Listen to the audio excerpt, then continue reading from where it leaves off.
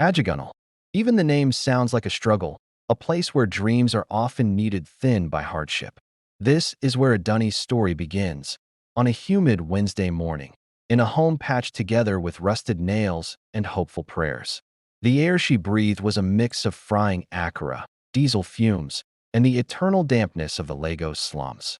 Her family lived in a buzzing maze of narrow alleys. Life here demanded resilience. You learned early to run errands, dodge trouble, and tell the difference between real danger and everyday chaos. Her father, Baba Tund, once stitched beauty into Ankara cloth, but age and arthritis had stolen the skill from his fingers. He now spent his days listening to the radio, telling stories of a past grander than his present. Her mother, Mama Iridi, was the family's engine. She sold smoked fish at the market, her voice hardened by years of bargaining under a sun that showed no mercy. By dusk, she'd be soaked with sweat, hands blackened with charcoal, but she always came home humming old Yoruba hymns, a woman insisting joy into her bones. Adunni was the first daughter, the first fruit, a title that came with a mix of pride and crushing pressure. Her parents had 6 children in quick succession, but it was Adunni who carried the invisible weight of their hope. From her very first days, she was fed a steady diet of expectations. Pekin na investment, her mother would say, tapping baby Adunni's nose. You go fine. You go marry Big Oga. That man go change our story. Even as a little girl, Adunni felt these words sink deep, heavy as stones in her pockets. She saw the worn-out women in her community, her aunts, her neighbors, women who once sparkled with youth, now sitting with despair tucked into the creases of their faces. They whispered about girls who made it through marriage to rich men and those who didn't. Every time she overheard these conversations, a quiet fire rumbled in her belly. She wanted more than just survival. She wanted a life carved by her own hands, not by the hands of a man who saw her as an ornament or a duty. She wanted to be the architect of her own destiny. As a child, Adunni learned to navigate a world that didn't always welcome her dreams. She fetched water before dawn, balancing heavy gallons with the practiced ease of someone far older. She helped her mother smoke fish, the acrid smell clinging to her clothes like a second skin. She rocked her younger siblings to sleep on warm nights when mosquitoes buzzed like tiny demons. But amidst all this, she carved out moments of quiet defiance. Long afternoons spent by the window, lost in borrowed books from the dilapidated community library. Her imagination soared far beyond Ajegunle's dusty borders. Her father saw her determination but translated it into his own language of hope, marriage. One day, a fine man go come, he'd say, patting her shoulder. Your beauty no go waste. You go lift this family. But Adunni's heart whispered a different prophecy. She longed for education, for independence. Many nights, after her chores were done and the lantern flickered with a dying flame, she'd whisper into the dark, I no go end like them. I go make am. God go help me. Life in Ajegunle offered few promises, but it taught her grit, the kind that rises from scarcity and stubbornness. It gave her the voice of a fighter and the heartbeat of a dreamer. The shadows that shaped her childhood would one day become the very foundation of her strength. Then, the JAM results came out. For thousands of students across Nigeria, it was the sound of dreams either cracking open or crashing shut. For Adunni, it was the former. Her hands trembled as she typed her registration number into a computer at a noisy cyber cafe. The screen blinked, loading with agonizing slowness, before revealing the words that changed the rhythm of her heartbeat. Congratulations. You have been offered admission into the University of Lagos, Faculty of Mass Communication. Her breath hitched. The world around her, the chatter, the generators, the noise, it all fell away. Tears spilled down her cheeks before she even realized they were coming. Unilag wasn't just a school. It was an escape hatch, a lifeline, a world where she could finally imagine herself beyond the tight confines of Ajegunle. When she got home, her parents celebrated, but in their own peculiar way. Mama Iridi danced in a circle, her wrapper swinging. Baba Tund told the neighbors, My daughter Dawn become big girl. Oyabo school way rich people day go. But beneath the celebration was a quiet, unspoken assumption. They believed that now she was entering university, wealth would magically follow her home. They offered no support. Instead, the pressure came down on her like a heavy, unyielding rain. University Day gives students money, Baba Tun declared confidently the next morning as he adjusted his faded cap. Dem get free accommodation, free food, free this, free that. Nada just go there and bring something home small. Make sure your father no suffer, oh, Mama added, stirring a pot of watery oji over their small kerosene stove. School no means say you forget family. Adunni wanted to argue. She wanted to explain the truth. Nothing was free. Fees were high. Books cost money. Even survival on campus required more than hope. But she swallowed her words. In this house, speaking sense rarely defeated expectation. As the first daughter, she carried responsibilities that stretched far beyond her years. She woke before dawn to fetch water, her legs aching as she hurried back and forth between the tap and the house. She cooked for the family before her lectures, kneeling by the charcoal stove until her eyes watered from smoke. She settled squabbles among her siblings, packed lunch for the youngest two, sometimes even helped her mother smoke fish before rushing to her next class. Her days blurred into a cycle of duty and exhaustion. Sometimes at night, after everyone slept, she lay awake listening to the hum of distant generators, wondering if her dreams were selfish luxuries in a life that demanded sacrifice. But school was different. Unilag was electricity after darkness, a rush of adrenaline after years of monotony. The sprawling campus pulsed with possibility. Students strutted around in confidence, backpacks slung casually, voices full of ambition. Lecture halls buzzed with heated debates about media ethics, political theory, and Nigeria's future. For the first time, Adunni felt herself expanding, her mind stretching to accommodate a world she'd only read about in borrowed books. Still, the weight of home followed her everywhere. Adunni, send money for Gary. Your brother Day's sick, malaria don catch him again. Landlord talk say rent don almost expire oh.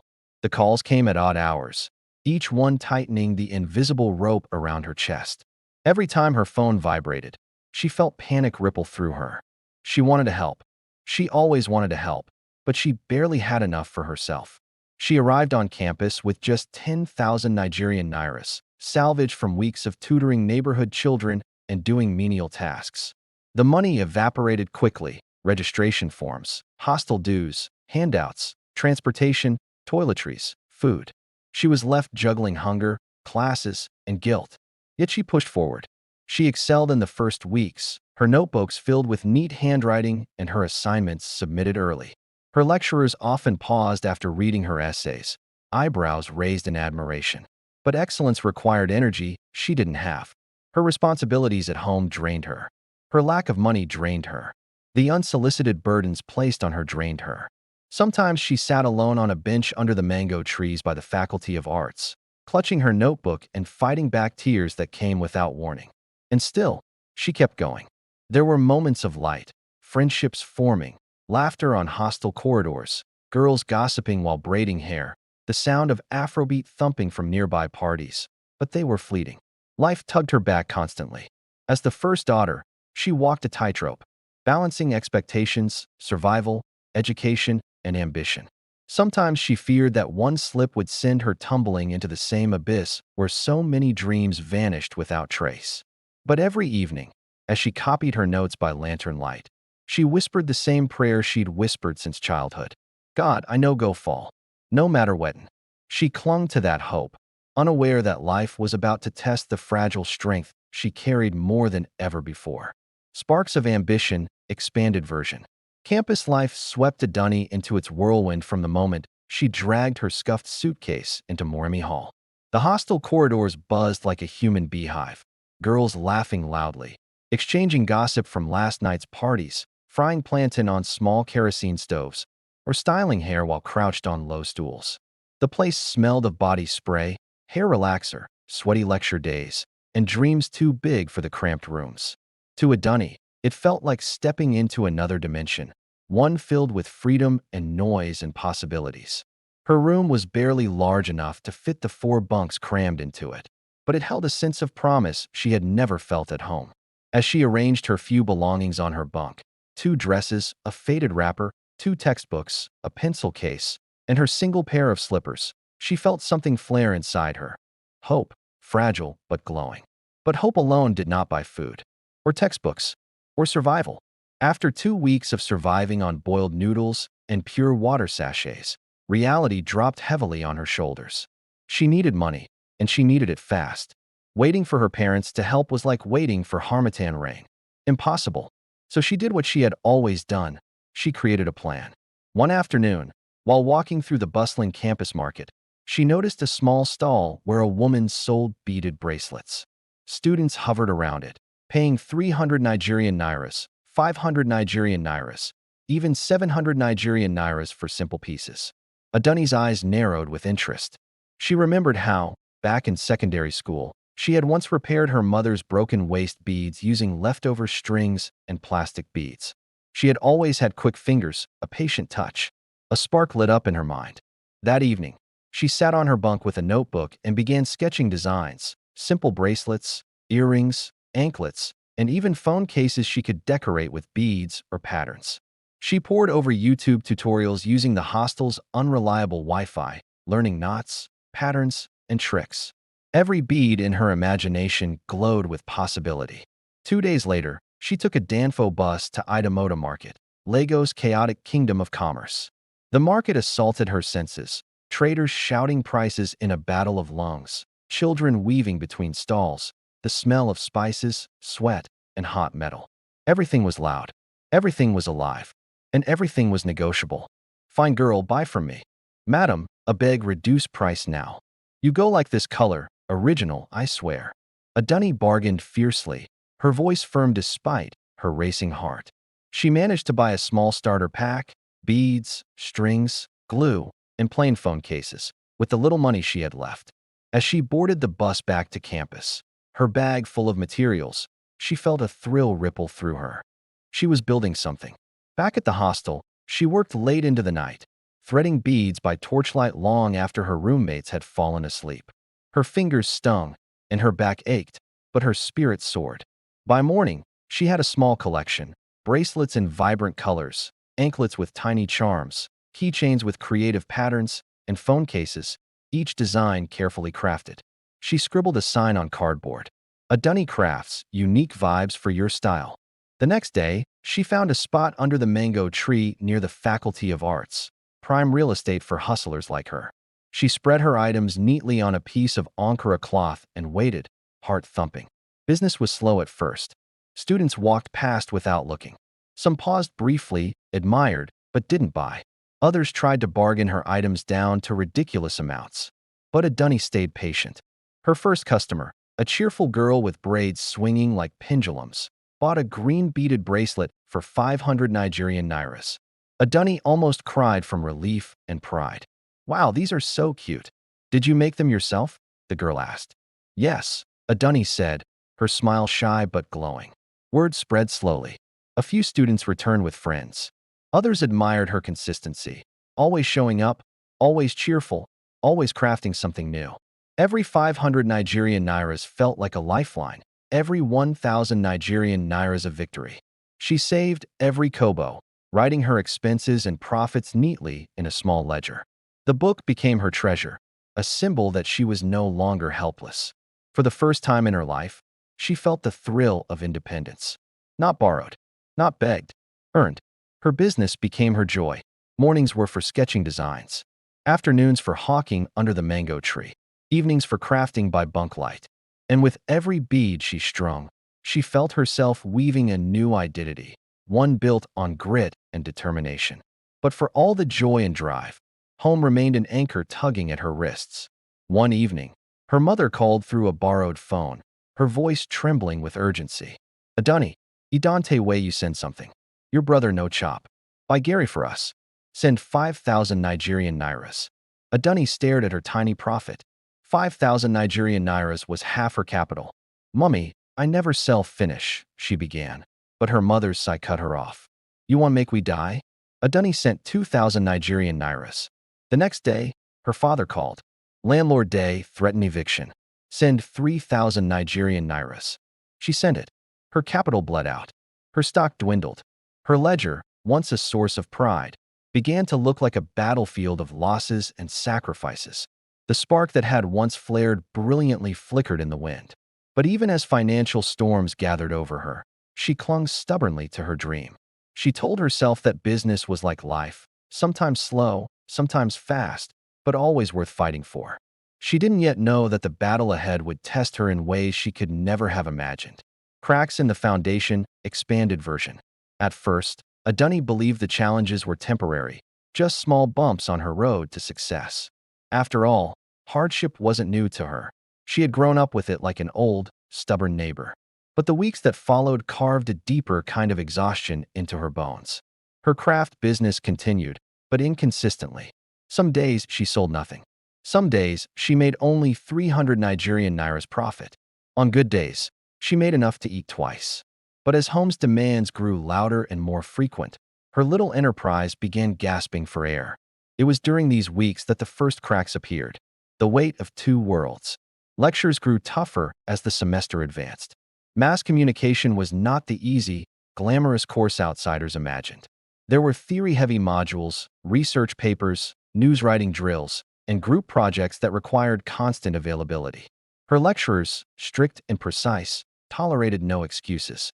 But Adunni's mind was often divided, half in class, half thinking of the next call from home.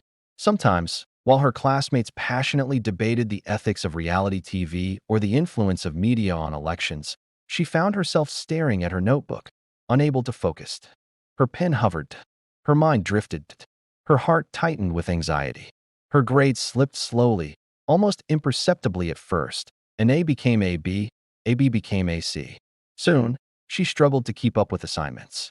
She rushed from lectures to her stall under the mango tree, then back to the hostel with barely enough strength to craft new pieces. She lived in a near-constant state of hunger. Not always physical hunger, though that too was real, but the hunger of a soul desperately trying to stay afloat. Friends who saw too much. Her roommates noticed her change before she did. "Babe, you day slimmed down," Chioma said one evening, her voice teasing but her eyes concerned. "Your cheek done hollow small."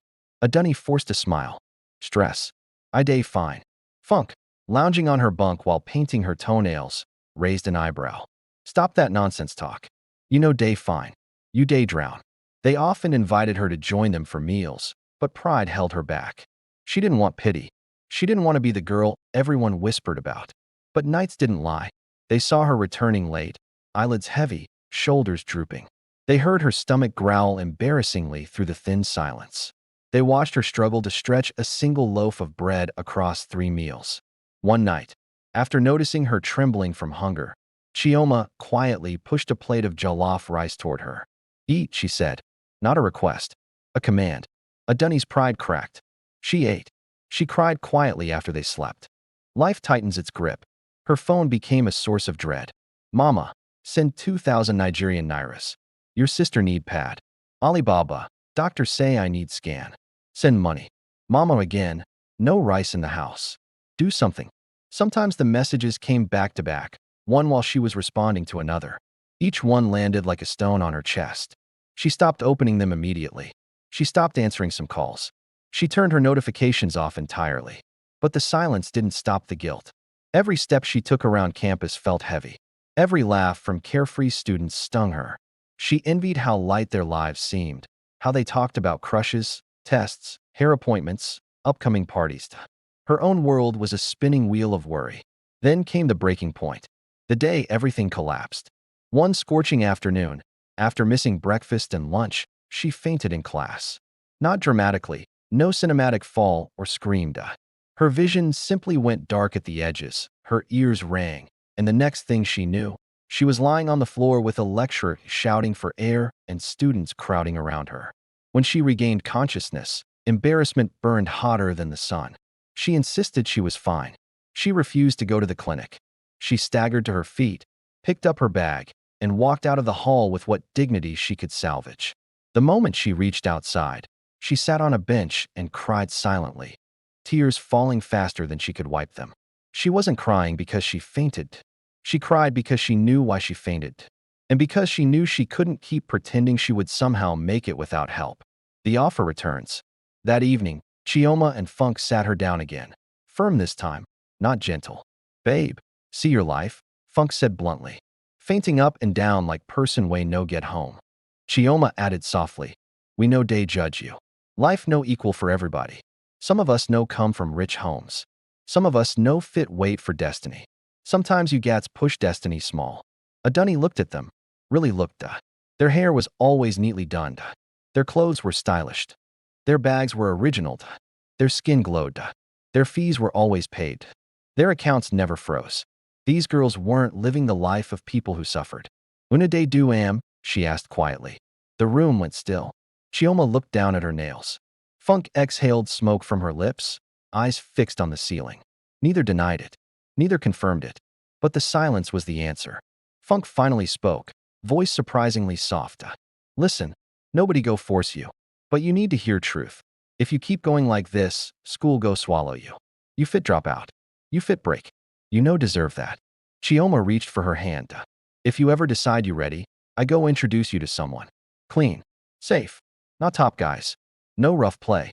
The room felt smaller. Her heart thumped dangerously. Adunni whispered, I know no. Funk shrugged. You go know when hunger show you pepper reach your soul. A night of war inside her chest. That night, Adunni didn't sleep. She lay awake listening to the hostile sounds. Girls laughing in the hallway. Someone blasting Thames from a speaker. Pots clanging in the common room. She stared at the ceiling, thoughts swirling violently. I am not that kind of girl. But I am starving. I am not an Ashawo. But my family depends on me. God will be disappointed. But I am drowning. Her stomach growled loudly. She turned on her side. Then the other. Then back. Her pillow became wet with silent tears. Eventually, she whispered into the darkness. God, forgive me. I no get choice. Her voice cracked. Her chest tightened painfully. She didn't choose because she wanted to die. She chose because life had pressed her so hard against the wall she couldn't breathe. The call that changed her fate. By morning, her decision had solidified. Heavy, bitter, but firm. When Chioma woke up, still yawning and stretching, she saw Adunni sitting upright on her bunk, hands clasped, face blank. I'm ready, Adunni said quietly. Chioma's expression froze. She sat up slowly. Sure, Adunni nodded once. Help me. There was no excitement in her voice. No nervous giggle. No curiosity. Just surrender. Chioma exchanged a knowing glance with Funk, who was tying her hair in a scarf. Then she picked up her phone and said, Okay, I go call him. The number dialed. A man answered. Chioma's voice lowered. Plans were made. A meeting arranged. When she hung up, she looked at Adunni with eyes that held sympathy, pity, and something unreadable. Get ready. Him go pick you tonight. Adunni nodded, though her chest felt like a storm.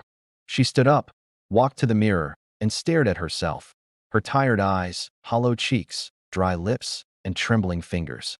She didn't recognize the girl looking back at her. Tonight, her life would change. Not in the way she once hoped, but in a way she never imagined she'd ever consider. And the worst part? She didn't know if she'd ever be the same after. The red gown. Evening crept into Lagos like a thief, stealing away the heat of the day, but leaving behind a humid heaviness that clung to the skin. By dusk, Unilag's hostel buzzed with weekend energy. Music spilling from balconies, girls straightening wigs, boys laughing loudly on the stairwell. Life moved on around her as if her world wasn't crumbling. Inside room 208, however, time seemed to slow. Adunni sat on the edge of her bunk, palms pressed together so tightly her fingers numbed. Chioma and Funk moved around the room like brisk stylists preparing a model, not out of excitement, but in a hushed, solemn way, as though they knew a line was about to be crossed. This one go fit you, Funk said, pulling out a shimmering red gown from her wardrobe.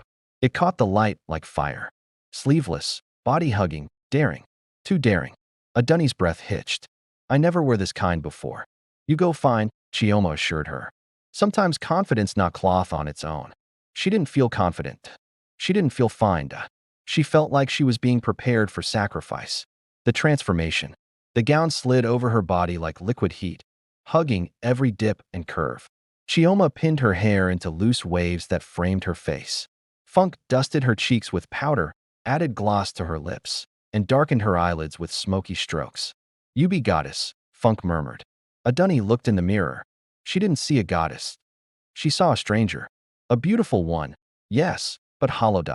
A girl trying to survive, not seduced. A girl dressing her wounds in glitter. Still, she forced a small smile. On a C-shape, Chioma whistled. Ogago craze. Adunni's stomach nodded. She wished she could disappear. The ride to nowhere. A black SUV arrived outside the hostel by 8:45 p.m. Its windows tinted, engine humming like a beast. The driver, a quiet man with sunglasses at night, opened the door for her without speaking. Her legs trembled as she climbed in. Through the window, she saw her friends watching her. Funk held her arms crossed, expression unreadable. Chioma offered a thumbs up that didn't reach her eyes. Call me if Walla show, Chioma whispered earlier. But Inogo show. The SUV pulled away, swallowing campus lights in seconds. Eko Hotel rising. They drove toward Victoria Island, the city glowing brighter the further they went. Flickering signboards. Tall buildings. Busy nightlife. Lagos, in all her chaotic glory, stretched wide before her. But no amount of glamour could calm her shaking. The entrance of Eko Hotel shimmered with gold lights, revolving doors spinning like a gateway to another world. Valets moved with crisp efficiency. Wealthy men and women glided through the lobby dressed in luxury she couldn't even dream of owning. She felt small, insignificant, out of place. The driver led her through the lobby without looking back. People stared, not in judgment, but in curiosity. She suddenly wished she was invisible. At the elevator, the driver finally spoke. 17th floor. That was all. The doors closed, and her reflection stared back at her from polished steel walls. The girl in red looked brave, but inside, she was shaking so violently she had to grip the rail to stay upright. Dingda. 17th floor. The man in the caftan. Room 1708. She raised her hand to knock, then dropped it. Raised it again, dropped it. Her heart pounded so loudly she feared it would echo through the hallway. Before she made the decision, the door opened on its own. There he stood, tall, broad-shouldered, dressed in a white caftan that spoke of quiet wealth. His skin was the color of warm mahogany.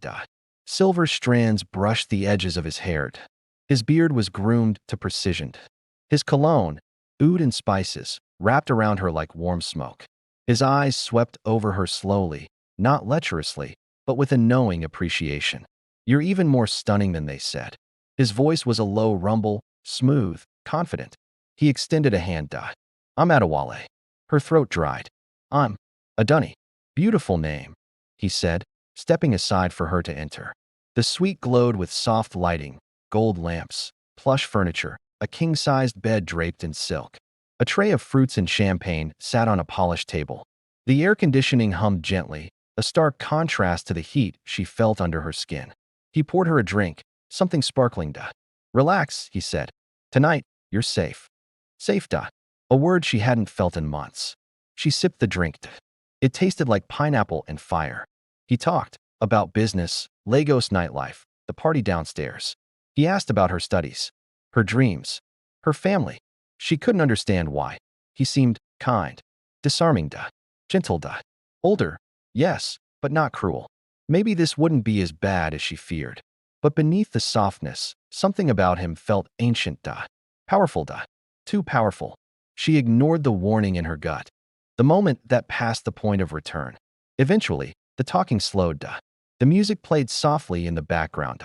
The champagne loosened her nerves. He brushed a knuckle against her chin. You are beautiful, he murmured.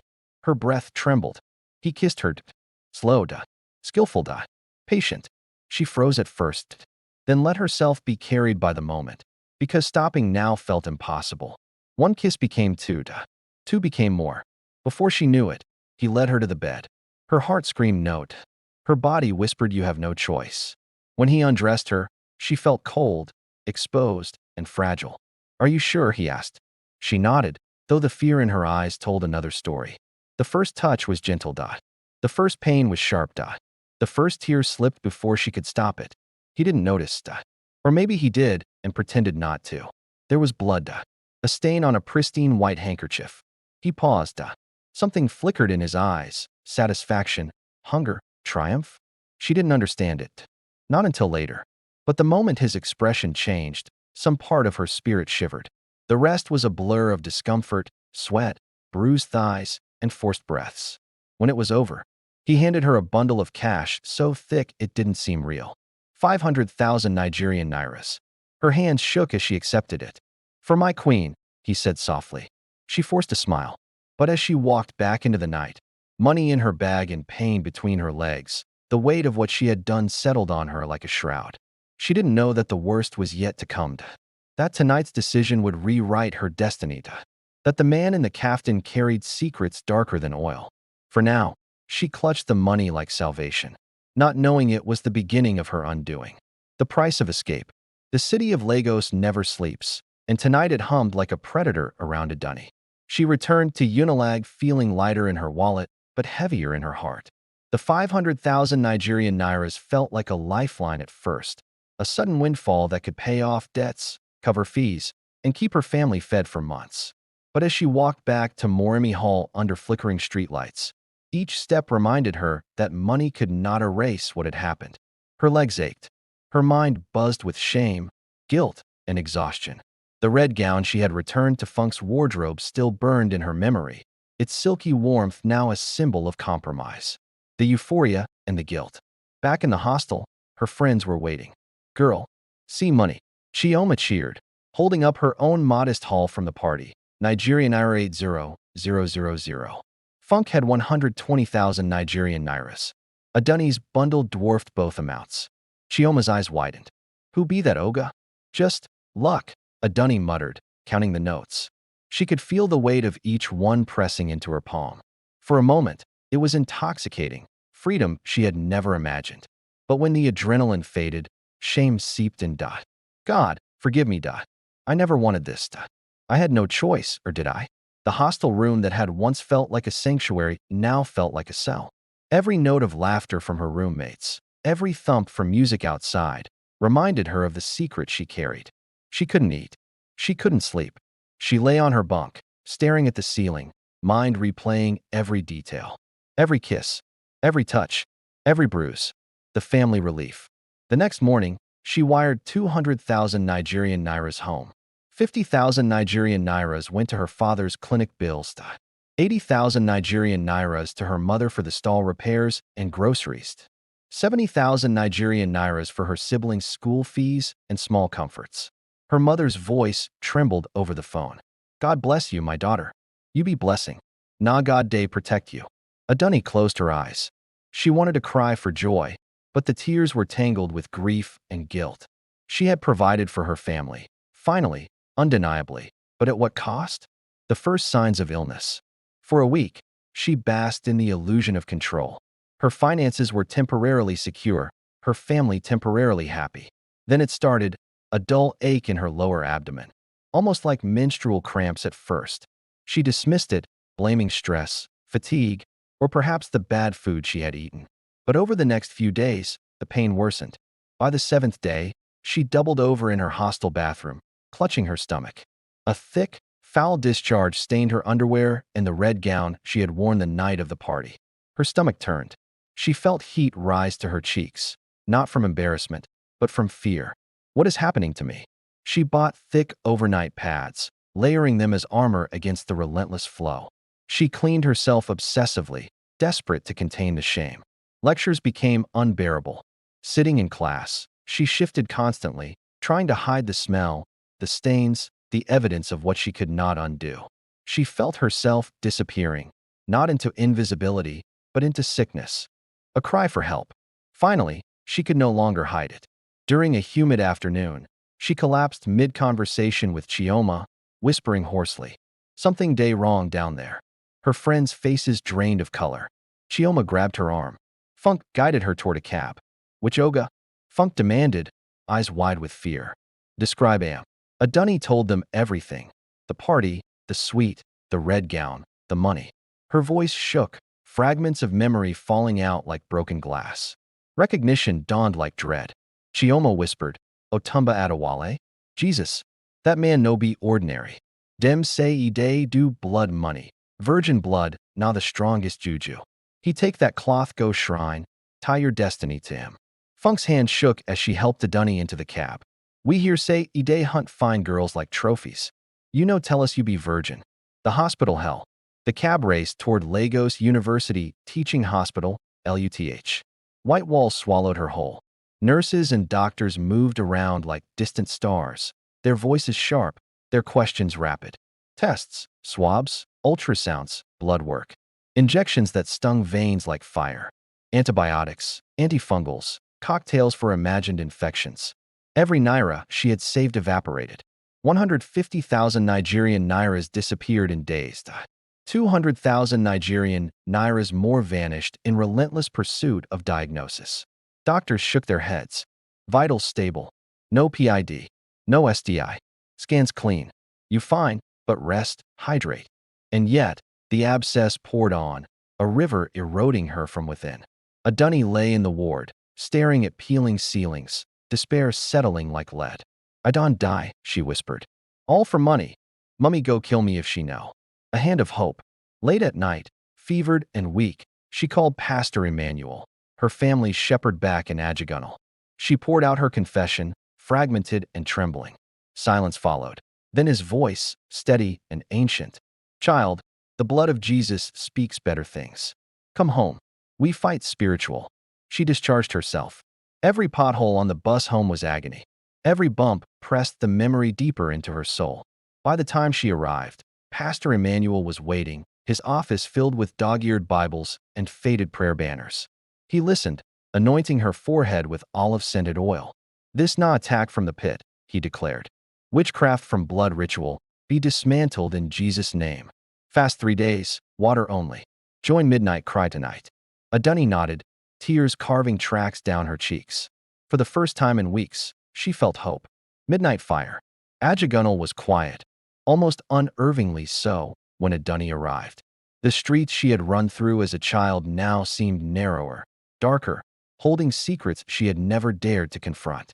But the church lights glowed warmly in the distance, a beacon of safety. Pastor Emmanuel and a group of faithful congregants, the Midnight Cry warriors, greeted her like a returning soldier. They were dressed in white, voices already rising in prayer, drums beating gently, incense curling in the air. Adunni felt small, exhausted, broken. But here, she felt the first flicker of something she hadn't felt in months: protection, the fast and the vigil. Pastor Emmanuel's instructions were clear. 3 days of fasting, water only, culminating in the midnight cry. Adunni sat on a small wooden bench, head bowed. Hunger gnawed at her stomach. Fever threatened to steal her strength. The abscess still burned, but the fire in her spirit, fragile as it was, began to spark. The first night, the prayers were gentle. Hymns and low chants reverberated through the church, blending with the rhythmic beating of drums.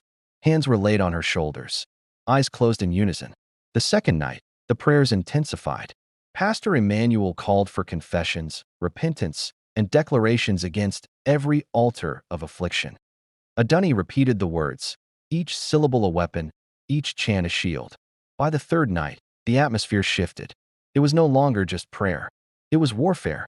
The midnight cry. From midnight until 3 in the morning, the church roared with voices lifted in unison. Every altar of affliction, scatter by fire. Witchcraft from blood ritual, be dismantled in Jesus' name. Chains break. Spirits release. Gods of darkness flee. Adunni knelt, trembling, her head pressed against the cold floor, tears pouring freely.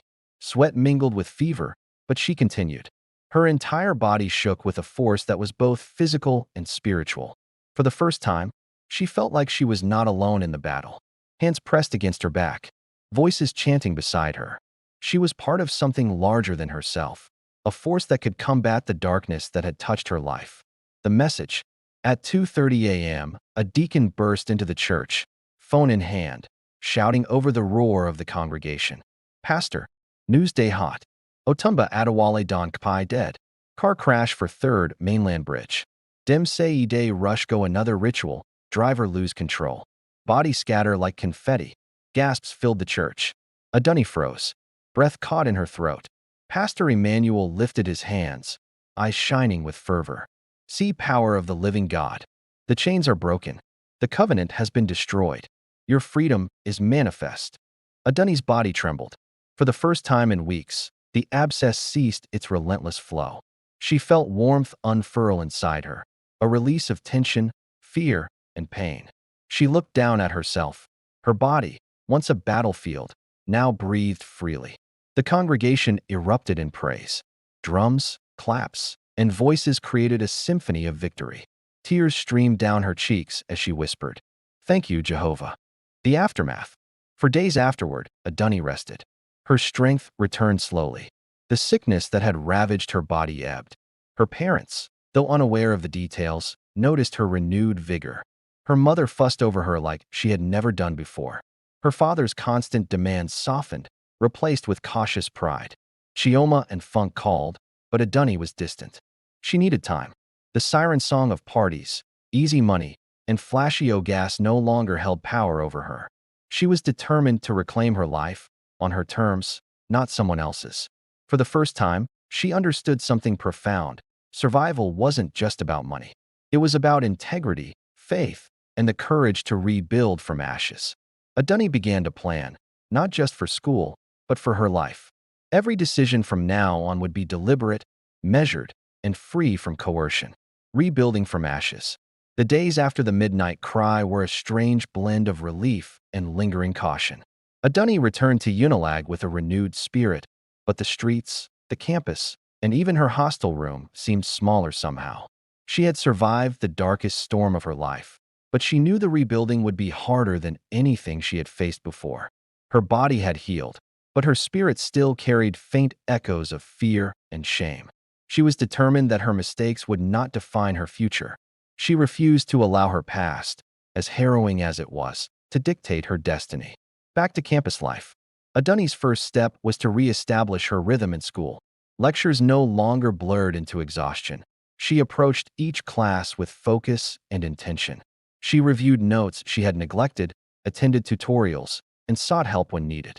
Professors noticed the subtle transformation. Where once she had appeared distracted and worn, she now seemed present, diligent, and confident. Chioma and Funk tried to reach her after her ordeal, but she kept a cautious distance. Their world of parties and easy money had lost its shine for her. The friendship remained, but boundaries were firm. She had learned the hard way that trust and self-preservation must coexist. A new approach to business. Adunni revisited her craft business, but this time with lessons burned into her mind. No shortcuts, no compromises. She poured herself into making jewelry, phone cases, and handmade accessories with authenticity as her currency. She pitched her ideas to the campus entrepreneurship club, highlighting eco-friendly hair accessories made from recycled plastics, a unique concept that appealed to students and the university's small grants program. The start was slow. A 200 Nigerian Nairas keychain sold here, a 1,500 Nigerian Nairas head wrap there. But each sale felt like a victory, because it was earned through skill, effort, and perseverance. She refused to send money home immediately, choosing instead to build a sustainable business before offering support. Her parents noticed the change. While they still asked for occasional remittances, there was no longer the constant barrage of demands. Adunni's pride, not pity, became her source of empowerment. Reclaiming control. Every morning, she rose early, cleaned her room, and prepared her designs. She experimented with colors, textures, and patterns, letting her creativity flourish in ways that were impossible when she had been distracted by survival and fear. Evenings were dedicated to studying and reflecting. Slowly, the hollow feeling in her chest faded. She began to recognize her own worth, not as someone who had been exploited, but as someone who had endured, survived, and was now capable of thriving. The bracelet that became symbol. The gold bracelet Otunba Adewale had given her, once a symbol of compromise and danger, was melted down and repurposed as seed capital for her business. Each bead she strung, every accessory she sold, became a testament to her agency. She was no longer a passive player in her own life. She was the architect. She also began documenting her journey in a small journal, lessons learned, goals for the future, affirmations of faith. It became a quiet refuge, a space where she could articulate pain, gratitude, and ambition without judgment. A step toward the future. By the end of the semester, Adunni had regained her focus in school, repaired her reputation with her professors, and slowly grown her customer base. She no longer chased flashy trends or quick fixes. She built her business on authenticity, hard work, and creativity. The experience had taught her that survival might force one into impossible situations, But growth and freedom required deliberate choices. She understood that she had been given a second chance, and she was determined not to squander it. As she lay on her bunk one evening, listening to the city hum outside the window, she whispered a quiet prayer. God, I will shine without compromise. I will rise by my own hands. And for the first time in months, she felt truly at peace. The rise of the phoenix. By the start of the new semester, Adunni had transformed, not just in appearance, but in spirit. Her eyes held clarity instead of fear. Her steps carried purpose instead of anxiety. Her mind was no longer cluttered with desperation. Word spread quickly around campus. That crafty girl from Moremi Don Blow. But this time, the rumors came from admiration, not gossip. The workshop that changed everything. One Thursday afternoon, as students filled the Senate building lawn for the annual Unilag Entrepreneurship Fair, Adunni walked in carrying a small box of her handmade, eco-friendly accessories. She didn't expect much. Maybe a few sales. Maybe some recognition from the entrepreneurship club. Instead, people flocked to her stand. The recycled plastic hairpins caught the eye of a sustainability lecturer. The Encre-wrapped phone cases intrigued a popular lifestyle blogger who happened to pass by. And the hand-beaded bracelets drew an entire group of law students who wanted matching sets. Within 2 hours, she sold out. The highlight came when a woman in a crisp navy suit approached her booth. She introduced herself as Mrs. Amara Obiqui, the coordinator of a new Lagos-wide youth innovation initiative. I've heard about you, she said, smiling warmly. Your designs are ingenious. How would you like to run a workshop for secondary school girls in Surulere? Adunni's heart raced. Me? Teach. Yes. We pay 50,000 Nigerian nairas per session. You'll teach sustainable craft making, entrepreneurship basics, and creative confidence. Adunni nearly cried. She had gone from a girl sick with fear and shame to a young woman being invited to teach others. A girl who once sold herself to survive was now being paid to share her talent, with dignity, honor, and pride. A new circle. Success brought another unexpected blessing. A healthier, more empowering social circle. Gone were the nights out with Chioma and Funkda. Gone were the red gowns, the dangerous, oh gas, the glitter-covered lies. In their place came Foliashade, a brilliant engineering student who helped her price her products properly. Khalid, a quiet graphic designer who volunteered to help her create branding flyers. Ruth, a mass comm student who filmed a short TikTok promo that went viral on campus. These were friends who celebrated her victories, who pushed her to grow, who prayed with her when she was uncertain. And they didn't want anything in return except her success, healing, and identity. As her business expanded, so did her healing. She returned to church weekly, not out of fear, but out of gratitude. She continued journaling, and in one entry she wrote, I am no longer the girl struggling to survive. I am the woman learning to thrive. The memories of Otunba no longer haunted her every night. Sometimes the shadows still whispered, but she had learned to silence them with prayer, with purpose, with self-love. Her confidence grew.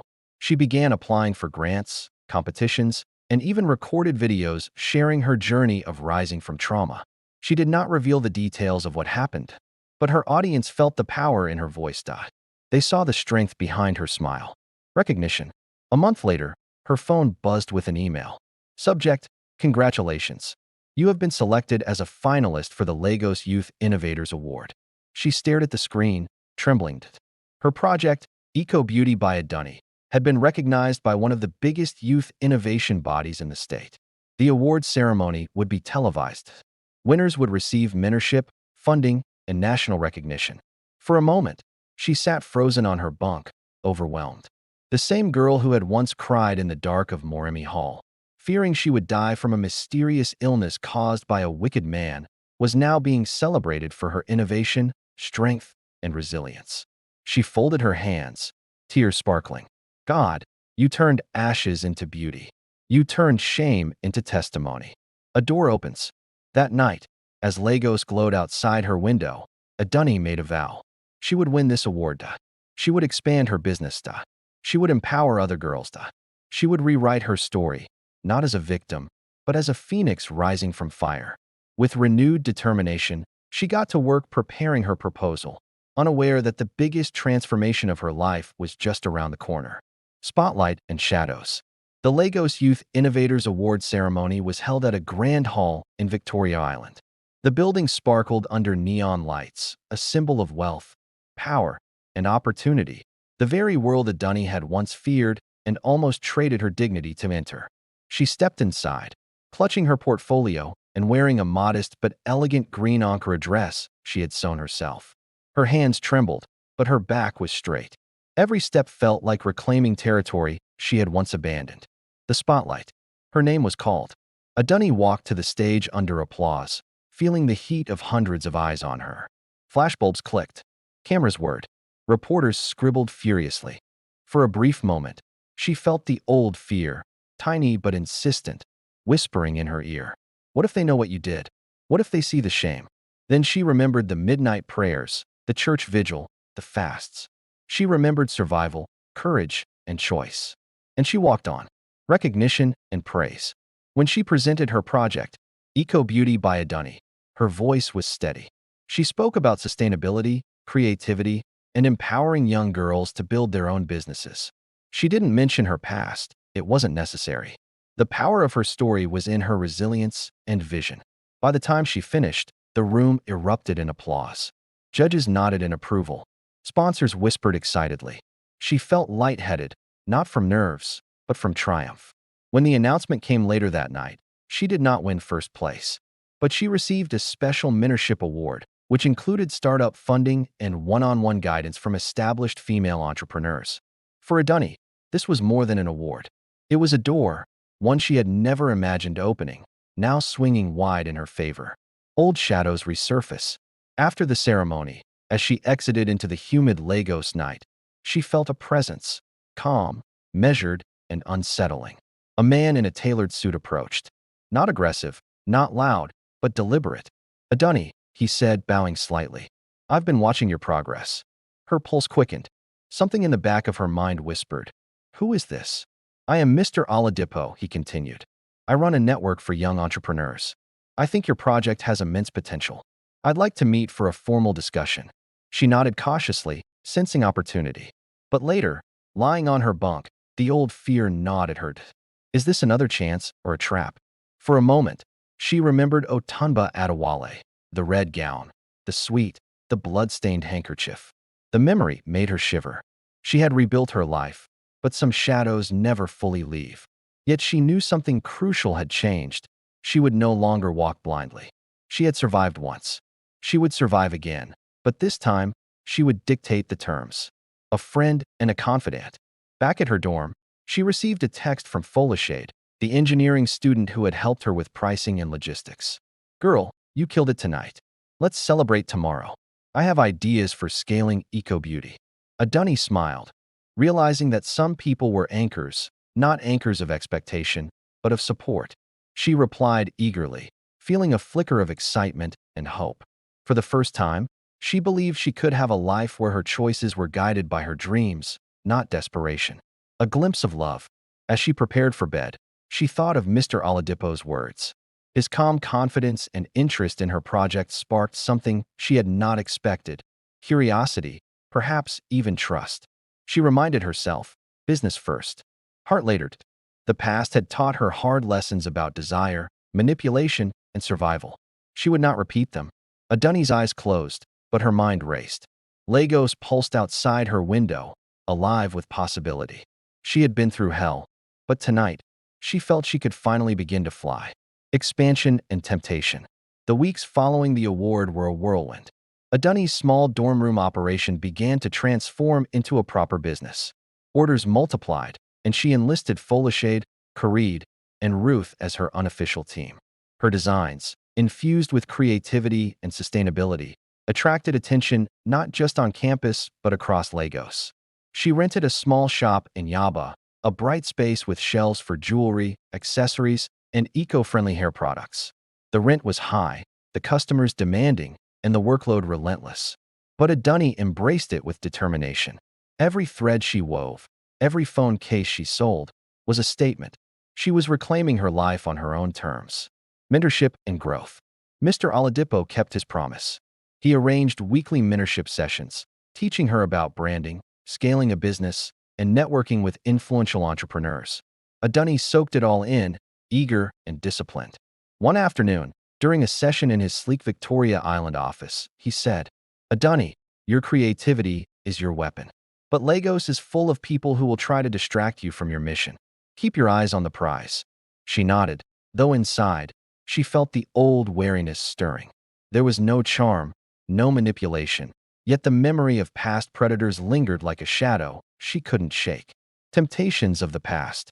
As her business grew, so did the temptations that had once nearly destroyed her. Wealthy clients, flashy invitations, and the lure of quick cash came knocking. One evening, a man representing a high-end lounge offered her 1 million Nigerian nairas to sponsor the next party by being the face of their brand. The offer was thinly veiled. He implied perks, connections, and exposure, echoes of the red gown nights she had survived. Adunni's first instinct was panic. She remembered the blood-stained handkerchief, the fever, the shame. Every instinct screamed, "No, run." But the money, the potential reach for her business, it was tempting.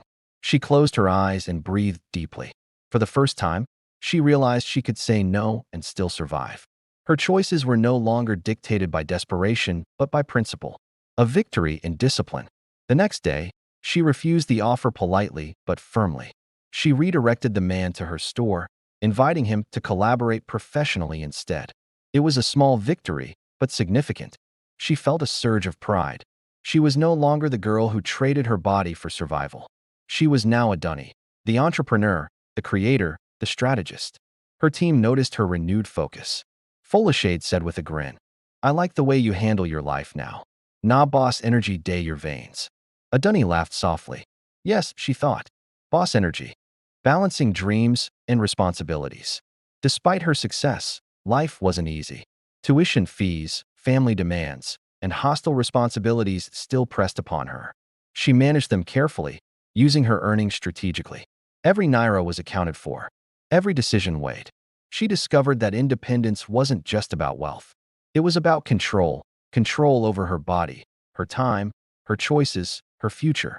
And for the first time, she felt fully alive in Lagos, this city of chaos, dreams, and opportunity. Trials of faith and fortune. By now, Adunni's small shop in Yaba was bustling. The shelves of jewelry, accessories, and eco-friendly hair products gleamed under bright fluorescent lights. Orders flooded in from students, offices, and even a few online clients outside Lagos. Her team, Folashade, Khalid, and Ruth, moved like a well-oiled machine, helping her manage inventory, social media, and delivery logistics. Adunni should have felt invincible, but Lagos had a way of reminding even the strongest that life could turn on a dime. Unexpected crisis. It started subtly. A shipment of beads and eco-plastic materials from a trusted supplier arrived late. Then, a sudden power outage in Yaba lasted nearly 48 hours, stalling production and turning the shop into a sweltering oven. But the real blow came when a fire broke out in a neighboring shop, sending plumes of smoke into her store. Some products were ruined. Orders had to be delayed. Clients complained. Adunni felt panic rising, the kind she hadn't felt since her first desperate years at Unilag. But she swallowed it, repeating silently, "God, I will not be defeated. I have worked too hard." Faith in action. That evening, she returned to her apartment, exhausted and worried. She knelt by her bunk, hands clasped tightly. "God, I don't know how to fix this, but I trust you. Open doors that I cannot see." The answer came in small, miraculous ways. Asterisk, one of her clients, impressed by her previous work, offered to pay double for a delayed order. Asterisk, a local youth entrepreneurship NGO provided emergency microgrants for affected businesses in the market. Asterisk, Folashade and Khalid worked overnight, salvaging what they could and preparing new stock. It wasn't just luck, it was persistence, faith, and community support. Testing integrity. While recovering from the fire, a new temptation arrived. A wealthy client offered her 2 million Nigerian nairas for a private collaboration, subtly implying personal favors in return. Adunni froze. Memories of Otunba Adewale, the suite, the red gown, the blood-stained handkerchief, flashed before her eyes. She realized the tests weren't over. She responded with firmness, clarity, and diplomacy, turning down the personal part of the offer while negotiating a professional contract instead. The client, impressed by her integrity, agreed. It was the first time she felt complete mastery over her decisions. Her survival no longer required compromise. Growth and recognition. News of her resilience and dedication began to spread. Local blogs featured her story, the eco girl of Yaba, rising from ashes. She gained social media followers, invitations to workshops, and mentorship opportunities with seasoned entrepreneurs. For the first time, Adunni saw her trauma transformed into power, credibility, and influence. Her past, once a source of shame, had become a foundation for teaching others about resilience. A quiet moment. Late one night, she sat on her balcony, looking over the Lagos skyline. The lights shimmered like stars fallen to earth. Her body had healed. Her business was growing. Her faith had been tested and strengthened. And for the first time, she felt a profound sense of peace. I survived, she whispered. I am free. I am strong. I am mine. Lagos, relentless and chaotic, had tested her, and she had not just survived. She had risen. Influence and crossroads. Adunni's reputation as the young entrepreneur who had risen from hardship spread beyond campus and Yaba. She was invited to speak at schools, community centers, and even corporate mentorship programs. Her story resonated. Girls and young women saw in her a blueprint for resilience and self-determination. She felt the weight of responsibility. Every word she spoke, every workshop she led, carried the power to inspire or to mislead. She realized influence was a gift that required care, wisdom, and integrity. The expansion opportunity. One morning, Adunni received an email from a Lagos-based NGO focusing on youth empowerment and sustainability. They wanted her to lead a city-wide initiative, teaching over 500 girls to make eco-friendly hair accessories, create small businesses, and manage finances responsibly. The initiative promised funding, supplies, and media coverage, but it also demanded full-time commitment for 6 months. Accepting meant pausing her business growth and stepping away from her personal profits temporarily. Adunni wrestled with the decision. Her heart wanted to help, but her mind feared losing momentum in her own venture. A visit from the past. While debating the offer, she received an unexpected visitor, Mr. Oladipo. I've been following your growth, he said. Your work is inspiring, but I have a proposition. There's a business incubator in Lekki, fully funded, mentorship heavy. I think you belong there. Your eco-beauty brand has potential to scale nationally. Adunni's stomach twisted. The offer was genuine, professional, but also intimidating. Moving to Lekki, managing investors, and being under scrutiny felt like a test of courage. She realized something. The world was full of doors now. Opportunities that would once have been dreams, now tangible.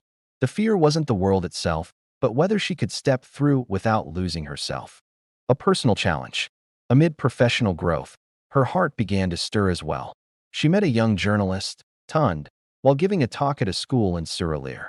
Tund was attentive, respectful, and genuinely interested in her story, not her beauty, wealth, or fame.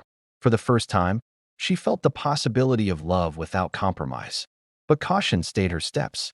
Memories of Otunba Adewale, the lies, the danger, reminded her that trust had to be earned slowly. Adunni reflected, success and love must be navigated with integrity. She realized that her past would always inform her choices, but it need not imprison her. Decision time. Sitting on her balcony one humid Lagos evening, Adunni made a list of priorities. 1. Her business, expand sustainably. 2. Mentorship and community impact, guide young girls. 3. Personal well-being, protect her body, mind, and heart. 4. Faith, remain grounded and grateful. She smiled, realizing she didn't have to choose one over the other. She could balance her growth, influence, and personal life, carefully, deliberately, intentionally. In that moment, she whispered a prayer. God, give me wisdom to walk these paths. Let me rise without compromise. Let me shine without losing myself. The Lagos skyline shimmered like a promise. Adunni understood. The crossroads were not obstacles, they were gateways. And she was ready to step through. Triumph and grace. The months following her crossroads were a whirlwind of deliberate choices and disciplined growth. Adunni's business, Eco Beauty by Adunni, had expanded beyond campus, now stocked in small boutiques across Lagos and available online. Orders from as far as Port Harcourt and Ibadan arrived weekly, each one a testament to her resilience and creativity. But the true triumph wasn't in the money or fame. It was in the life she had built on her own terms, a life governed by integrity, faith, and vision. Empowering others. Adunni led the citywide mentorship program, teaching over 500 girls not only to craft products, but to understand business, self-worth, and resilience. She saw reflections of her younger self in their eager faces, girls hungry for opportunity, courage, and dignity.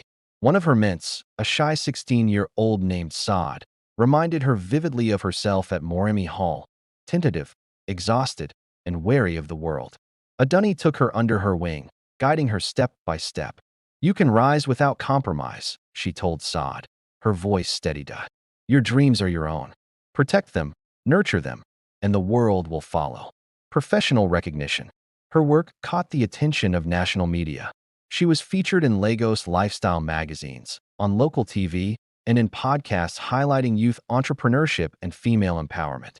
Investors began reaching out, eager to collaborate, yet Adunni remained discerning, refusing shortcuts, celebrity endorsements, or partnerships that compromised her values. She turned down flashy sponsorships that hinted at personal favors or undue influence, reaffirming her boundary: success on her own terms. Love and trust. Tund, the journalist she had met months earlier, remained a consistent presence in her life. Respectful, patient, and sincere, he became not a distraction, but a partner in growth. Their bond deepened through shared laughter, late-night discussions, and a mutual understanding of ambition tempered with integrity. For Adunni, love no longer equated to compromise. It became partnership, trust, and joy, spiritual renewal. She never forgot the midnight cries, the fasts, and Pastor Emmanuel's guidance. Her faith remained the anchor of her life. Every morning, she prayed, not for escape, not for wealth, but for wisdom, courage, and the ability to lift others as she rose. Her gold bracelet from the past, once a symbol of coercion, had been melted down into a seed fund for her business. Each bead strung, each sale completed, was a testament to survival, resilience, and grace. Full circle. One evening, as she stood on the balcony of her small apartment overlooking Lagos, she reflected on her journey. Asterisk from the cramped alleys of Ajegunle. Asterisk from sleepless nights of study and survival. Asterisk from a red gown, a dangerous man, and a devastating illness. Asterisk to building a business, mentoring hundreds, and finding love without compromise. Adunni smiled, tears catching the last rays of the setting sun.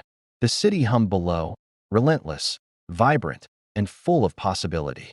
"I don't need a billionaire to shine," she whispered. "It's God who provides, and I will rise on my own hands." And in the pulse of Lagos, the markets, the streets, the skyline glimmering like 1,000 fires, Adunni finally knew peace, purpose, and triumph. The end. Adunni's journey closes not with a fairy tale ending, but with empowerment, self-reliance, and grace, a testament to rising from shadows, surviving adversity, and finding true strength. Thanks for watching. Kindly like, share with friends, and subscribe for more amazing videos.